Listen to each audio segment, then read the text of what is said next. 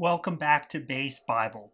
In the spirit of the somberness of Lent, we are going to refrain from our usual levity.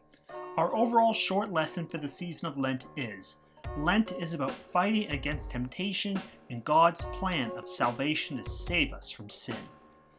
In anticipation of the new covenant established in Christ, we have thus far looked at two covenants, both of which were everlasting and promissory. Those were the Noahic covenant and the Abrahamic covenant. But this week we're looking at a very different kind of covenant. We are looking at the Mosaic Covenant. And what makes the Mosaic Covenant different is that it is temporary. So it is not everlasting, it is temporary. And two, it is obligatory. In other words, it is conditional. God promises to take out the trash if Israel does the dishes. It is a conditional covenant. So very different than the previous two. This covenant is established in Exodus 24, in which Moses serves as the sole mediator between God and the people of Israel. And Moses seals the covenant with a sacrifice, and the blood of this sacrifice is the sign of the covenant. Like the sign of the rainbow and the sign of circumcision, here the blood of the covenant is the sign of this covenant. And God says, "My favor will stay with the people of Israel if they obey the law." And Israel agrees to this stipulation. So we've already seen that God has displayed his favor upon Israel in bringing them out of Egypt in the Exodus. But now God is saying that if you want his presence guaranteed, if Israel wants to continue to be the apple of God's eye, and if they wish to be a kingdom of priests for all the earth, then they must obey this covenant in its entirety. So this is what makes this covenant conditional. And the primary stipulations of this covenant are set out in what we call the Ten Commandments, otherwise known as the Decalogue. Decalogue is Latin for the 10 words. And these 10 words, this Decalogue, has been seen as central to the life of faith in Judaism and in Christianity. And from the earliest days of the church, the Decalogue was used in catechism, that is, in the teaching of those who were preparing for baptism during the season of Lent. For a while, Christians have had a complicated relationship with the Mosaic law. The Ten Commandments have continued to be seen as binding upon the moral and ethical life of Christians. Furthermore, while the exact lines of division are not clear and there's some kind of debate around what number is what number of commandments, it does seem to be very clear that you can divide the Ten Commandments into basically two. You have the first four, which are really about love of God, and then you have the second six, which are about love of neighbor. And this is why Jesus in the Gospels says that all the law and the prophets can be summarized by love God and love your neighbor. And indeed, this really does seem to be the case with the Decalogue. So now that we've taken a brief look at the Mosaic law and the importance of the Decalogue continuing in the life of Christians and of God's desire for obedience, let's dive in.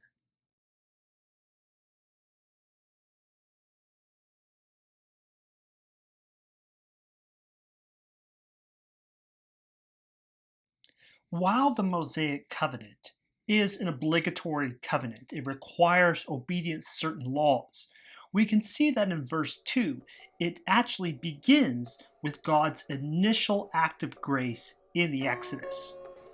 Furthermore, of great interest to us, Rabbi Moshe ben Maimon, otherwise known as Maimonides, who was a 12th century rabbi, and indeed one of the most highly regarded rabbis in all of Judaism.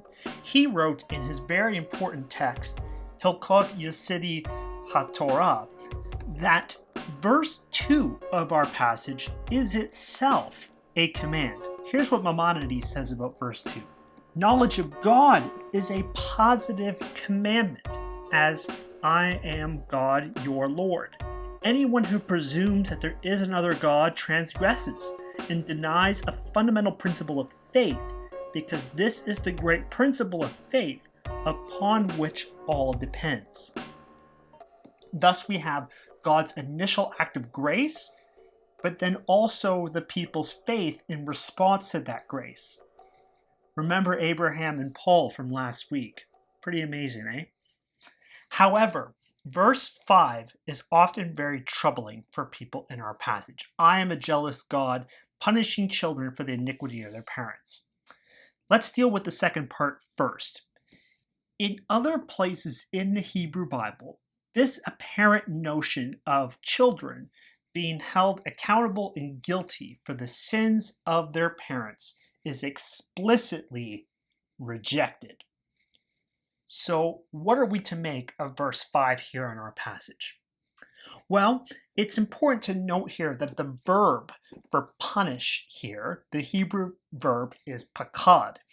And pakad can be translated in many other ways other than punish. It means visit, observe, reckon with, all these other kinds of ways. It doesn't strictly mean I am punishing children because I'm holding them guilty for the sins of their parents. Rather, it can mean that somehow the punishment or the repercussions of their parents' sins can fall upon their children. Furthermore, the editors of the Jewish Study Bible make a couple of very helpful observations. They notice that the clause of those who reject me in verse 5, it implies that the children are visited with the sins of their parents if they themselves continue in the same sins as their parents. In other words, if subsequent generations commit the same sins as the previous ones, then it all kind of doubles down furthermore and furthermore. Secondly, we can also see that this passage is not meant to scare children, but it's actually meant to scare parents. It's actually meant as a push toward parents to get them to think about subsequent generations. Think about your debts to your children and your grandchildren. And indeed, our modern societies are only really beginning to grapple with this ancient wisdom about generational inheritance and obligations, not just the young to the old, but the old to the young, as we see generational crises of debt and broken homes, and especially the climate. Now, let's deal here with God's jealousy, because the adjective here for jealousy is fascinating, because it is similar to the adjective used for jealousy for other people in the Hebrew Bible, but this form of the adjective is used exclusively of God. In other words, God is so jealous that even the word that the Hebrew Bible uses for jealousy is exclusively God's. In other words, God's jealousy is so unlike human jealousy that God gets his own word for what his jealousy is like. And indeed, this is the larger truth that we learn about God's jealousy throughout the scriptures. Paul Copan, an ethical philosopher, in his work, Is God a Moral Monster?, makes this very important point about how we think about God's jealousy. Paul Copan writes, "It is bad to protect the petty. It's good to fiercely guard the precious. If jealousy is rooted in self-centeredness, it is clearly the wrong kind of jealousy. A jealousy that springs from concerns for another well-being, however, is appropriate." And indeed, God's jealousy is the most disinterested jealousy that there could be, because God cannot lose anything. In other words, there's nothing that God has to protect that's his that he'll lose otherwise. Indeed, God's jealousy is completely self-disinterested and is concerned perfectly for the well-being of those that he's enjoining. In other words, God is so fiercely protective of his relationship with you that his jealousy for this relationship is entirely for your sake. And thus, even the stipulations of the covenant must be good because they are to your benefit. And that's why God is so fiercely protective.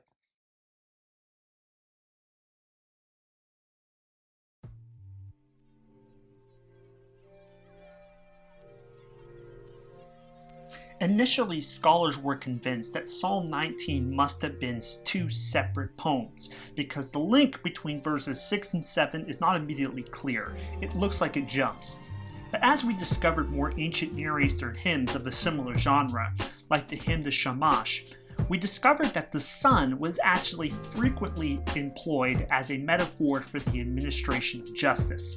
Thus, Psalm 19 is not someone slapping together random bits, but it actually does have an entire poetic logic to it. Scholars Walter Brueggemann and William Bellinger outline the logic of our psalmist in the following manner.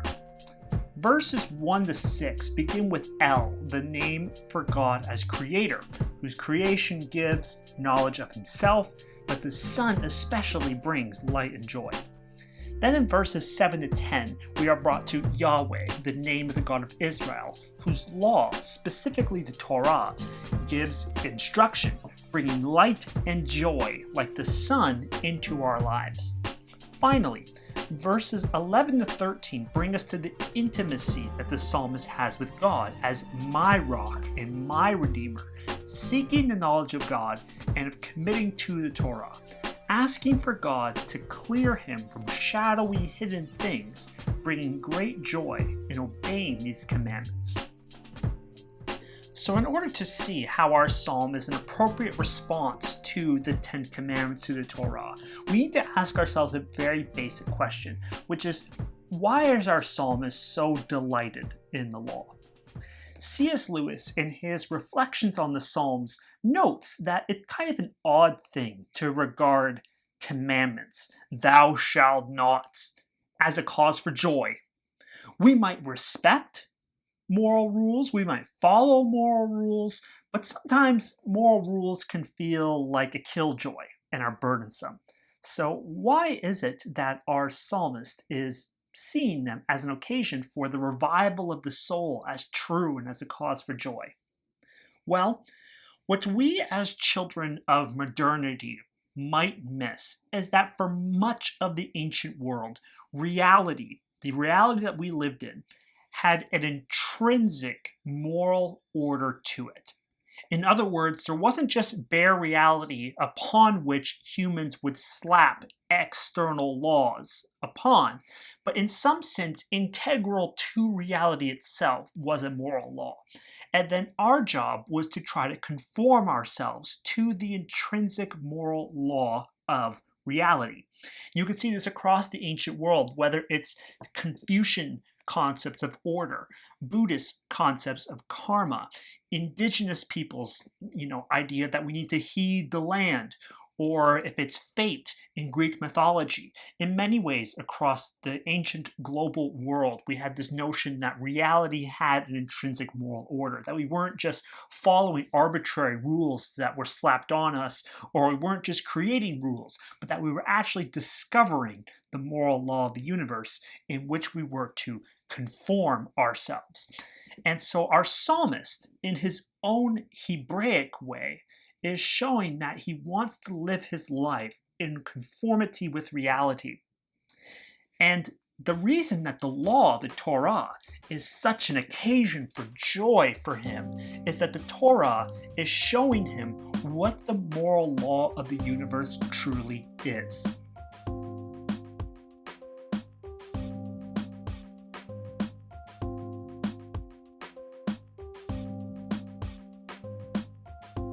Our epistle begins with a 4, which means I need to give some context. The overall context that we've given in previous episodes for Paul's first letter to his community in Corinth is that it's written anytime between 50 and 53 CE to a community which Paul himself founded, and thus he knows them very intimately. Now, just before our passage, St. Paul is dealing with a central issue in the community, which is divisions based upon personality cults. And Paul is here to say, guys, I did not come with clever speech. I did not come to ingratiate myself to you. For the thing that I'm here to proclaim is not about me. It is the message of Christ. Then Paul elaborates on what specifically his message is, which for Paul is the cross of Christ. Martin Hengel, in his classic study, Crucifixion, points us to why St. Paul is making the cross the focal point of his message. Hengel writes, "When Paul talks of the folly of the message of the crucified Jesus, he deliberately wants to provoke his opponents, who are attempting to water down the offense caused by the cross. Because Paul still understands the cross as the real cruel instrument of execution, as the instrument of the bloody execution of Jesus, it is impossible to disassociate talk of the atoning death of Jesus or of the blood of Jesus from this word of the cross. He died like a slave or a common criminal in torment on the tree of shame. Paul's Jesus did not just die any death. He was given up for us all on the cross in a cruel and contemptible way." Now, what does all of this have to do with the Mosaic Law exactly? Well, when St. Paul in verse 24 calls Christ the wisdom of God, he is making a very subversive claim. For throughout much of Judaism, especially during the Judaism of the Second Temple period, the Torah is the wisdom of God.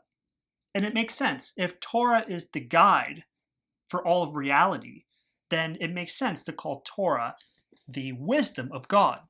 So for instance, in something like the Wisdom of Ben Sirach, we read that the whole of wisdom is fear of the Lord, and in all wisdom is their fulfillment of the law. When St. Paul then calls Christ and the scandal of the cross the wisdom of God, he's not only contrasting it with the sophistication of Greek philosophy, but he is also making a very subversive claim. He is equating what happens with Christ on the cross as the law of God. As the law of God. This scandal, this criminal death, somehow is the key to understanding all of reality and of conforming ourselves to it.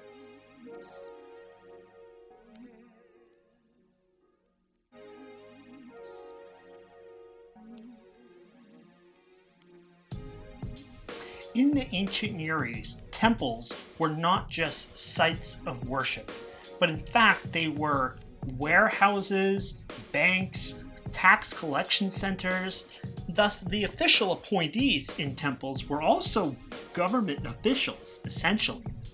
Our friend Josephus points out for us that during this period, it is actually the Roman governor that decides who the high priest of the temple will be. Furthermore, the Romans kept the high priest's garments in a separate fortress that is under Roman control. So we can see here clearly that the temple is not just a religious site, it is also a political site. Now, we've previously mentioned that the Gospel of John in particular is thick with references, and this scene is no exception, for behind this entire scene is chapter 14 of the book of the prophet Zechariah. And in this chapter of the book of the prophet Zechariah, the scene that we get is that Israel is under domination and oppression from various foreign nations.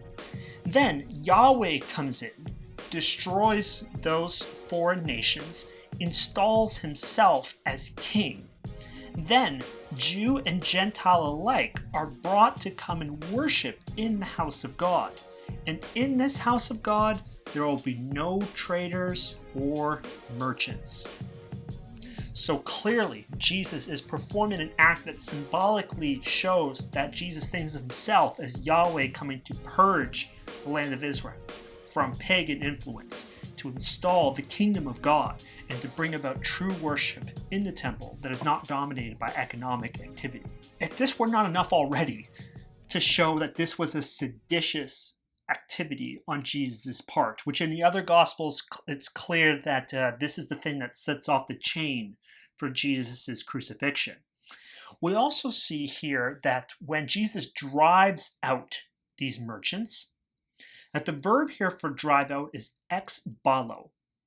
Exbalo is a very interesting term, for it is a term used throughout all four Gospels to indicate when Jesus is driving out Satan and demons.